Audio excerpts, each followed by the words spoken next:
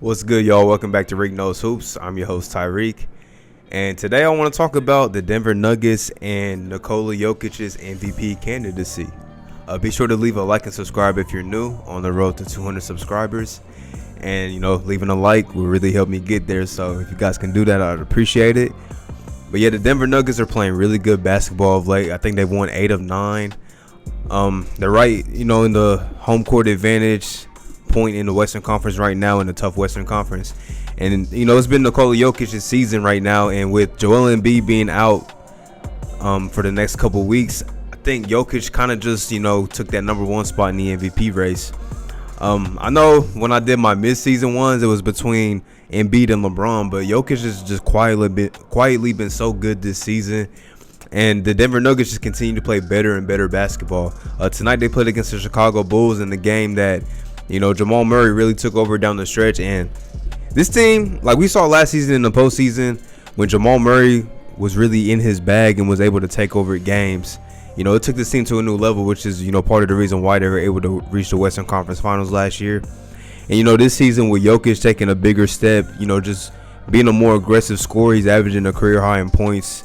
He's, still dishing the ball like he always has really well. And, he's just playing like amazing basketball.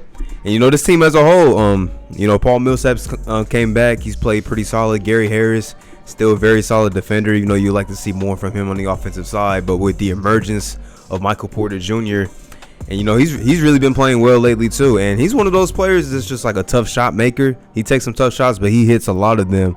So, with him starting to emerge and, other guys getting their confidence off their bench like PJ Dozier, Monte Morris always playing solid basketball. This Nugget team could be another good postseason run from them. I think wouldn't be too far-fetched. And as far as Jokic being the MVP, I really think right now he's the front runner. LeBron is still, it's flip-flopping like every week, it seems like. I think I mentioned that before. Like, you ask me in a week or two, I'll probably have a different MVP candidate. But I think right now, with, the numbers he's putting up, the impact that he's having on his team, and of course, like the advanced numbers will really back him up too. Because, when it comes to MVP, they look at those advanced numbers a lot. I'm not really too big into, analytics and stuff like that, but that's something that really factors in. I think Jokic can really, maybe push for this MVP award, potentially win it. Tough loss for the Bulls tonight. Jamal Murray hit a 3 right before the buzzer descended to OT. And I already mentioned about the Bulls, like, it's getting to that point, like, do they think that they're good enough to, be in that play-in range? That's something that that the front office really has to ask themselves, because the trade deadline is coming up very soon. I think it's on Thursday this coming week. So, they got some questions that they need to ask themselves, and we're gonna see what their answers are gonna be to that. Some other games. I know it's March Madness, but we still tuned into the NBA, baby. We still tuned into the NBA. The Suns and Timberwolves. I didn't get to talk about it last night, but they played a great game last night. Where Anthony Edwards had career high 42, Cat had 41, and they came back against the Suns and were able to beat the one of the best teams in the NBA, this season. And then the Suns came back tonight. It was a close game, like middle of the third quarter, and then the bench mod came in, made a big run. Like Langston Galloway was hitting some big shots. He was playing really good basketball. Cameron Payne had a really good game too off the bench. And Frank Kaminsky was playing some good minutes too. He's somebody that, he's been playing, maybe like 10 to 15 minutes for them this season. But he's played some very solid basketball. The former lottery pick's been playing some good basketball. And in the game where Devin Booker, I think, shot like 6 for 18, or, he didn't shoot well at all. Chris Paul was able to manage the game. I believe he had 9 assists, 20 points to add to that. And, just a really good win for the Suns bouncing back, because this is a scrappy Timberwolves team, even though their record is, horrific right now. Very scrappy team. And I don't really know how the pieces fit together, but I like that they have some young talent. I've already mentioned guys like McDaniels, Noel, been playing really good basketball. And, of course, Anthony Edwards has been playing amazing lately. And, that's a whole nother topic, like that Rookie of the Year race. So, yeah, it's not all bad in Minnesota, but good win for the Suns to bounce back. Also watched the Trailblazers pick up another, close victory. This was another kind of coming from behind win, because they were trailing by like 8 or 9 points early in the fourth quarter, and then Dame and CJ kind of, started to take over. They were putting Porzingis, they're basically just picking on him. That's something that the Mavs, I saw them struggle with that in the bubble last year too.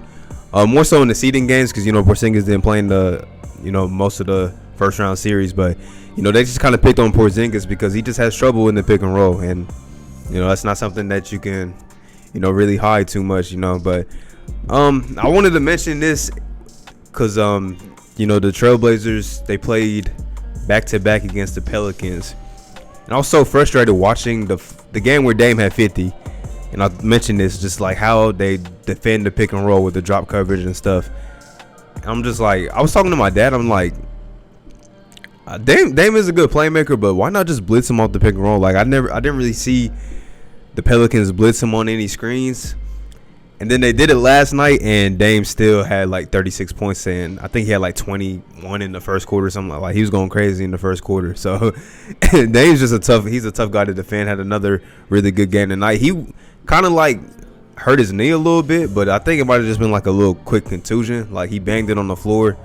He was limping for a few minutes, but then like he was cool after that. So good win for the Trailblazers. I swear, I haven't seen Robert Covington hit a jump shot until tonight. He hit the dagger to ice the game.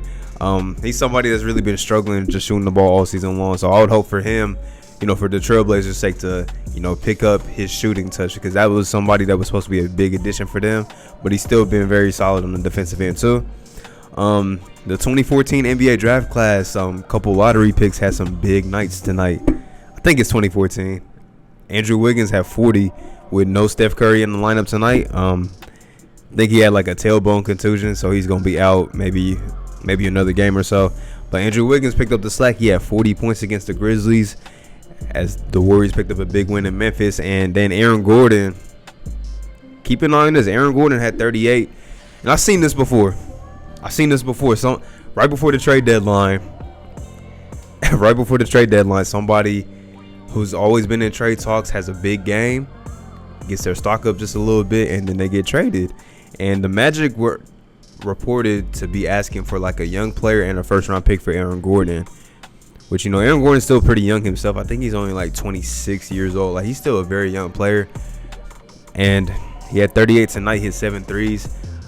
The most one, like notable one I can think of, Nate Robinson did this once, like right before the trade deadline. He had like 40.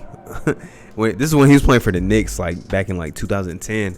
Then the Celtics traded for him. I think they traded like a pick or something for him. But they got Nate Robinson off the books and stuff. Like I've seen this happens a lot. So yeah, keep an eye on that because trade deadline coming up. Aaron Gordon is a name that a lot of teams might be after, but who knows who will be willing to give up those assets for Aaron Gordon, who's kind of been a little inconsistent over the last couple seasons. But good win for them. They beat the Nets, even though Kyrie had a big game. My food's But yeah, big win for them, even though the Magic are kind of like at the bottom of the Eastern Conference. Some other games, the Pacers picked up a much needed victory against the Heat. I didn't get to watch this one, but just from like looking at like highlights and stuff, I just want to say, like, I feel like TJ McConnell would be like the most annoying player to play against. like probably him and Patrick Beverly from a point guard aspect, because TJ will really pick you up 94 feet in the first quarter of like a 10-5 game. Like that's just how he plays, man. He plays hard, every time he steps on the floor. So I really respect his game. And he had another really good game tonight. I think he had 15 assists. So shout out to TJ McConnell. The Heat, couple losses in a row now after going on a nice win streak. I think they won like 10 of 11. They've lost a couple games in a row. Lost the other night to the Grizzlies as well. So let's see if maybe they can pick it back up. But I think second night of a back-to-back, or that was the other night. So not the second night of a back-to-back. The other night was the second night of a back-to-back. But yeah, see if they can pick it back up in their next outing. The Celtics are under 500. They're 20-21 now. They lost to the Kings. That's the season sweep for the Kings. Big games from Rashawn Holmes. De'Aaron Fox has been playing ridiculous this season, especially lately. I think he's averaging like 28 in his last 10 games. And Buddy Hield also had a really good outing. So I don't know, man. The Celtics, I don't know. I mean, they're in an interesting spot too, because is it like, do you panic and make like some trades, or try to improve your roster, or do you just ride it out? Because I don't really know what they can do to improve this team. They don't really have too many assets to throw at anybody.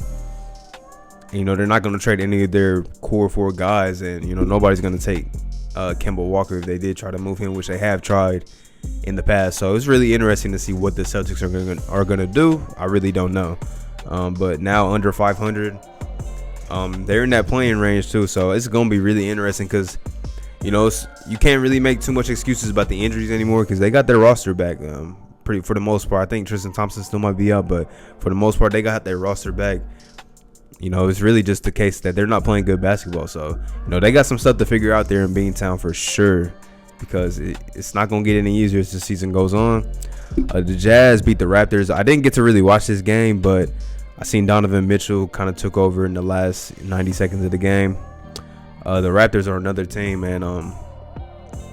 They're in another tough spot. I mean, they started playing really good basketball heading into the All-Star break, and they've came out flat since that All-Star game, or All-Star weekend or whatever. And they're the Kyle Lowry rumors, I don't know how true they are, but be interesting to see if maybe they just trade Kyle Lowry in this $30 million and see what they can get, because right now they're not playing really good basketball. They don't seem like a playoff team. But shout out to the Jazz, because they kind of been reeling a little bit lately, so this is a nice win for them to get back to their winning ways. Another game I didn't watch, and I just gotta say, the 19 straight losses, that is miserable for the Rockets. I gotta say this too, because I'm on the record for saying, like, when that trade went down, the James Harden trade, I thought they did a pretty solid job, given like all the draft capital and stuff. But then, given that Victor Oladipo doesn't want to be there, you could have had Karis LeVert, even though he had the kidney issue, but he's back playing now. So you could have had Karis LeVert, but instead you traded him to get Victor Oladipo. I think could have had Jared Allen too, and traded him to Cleveland.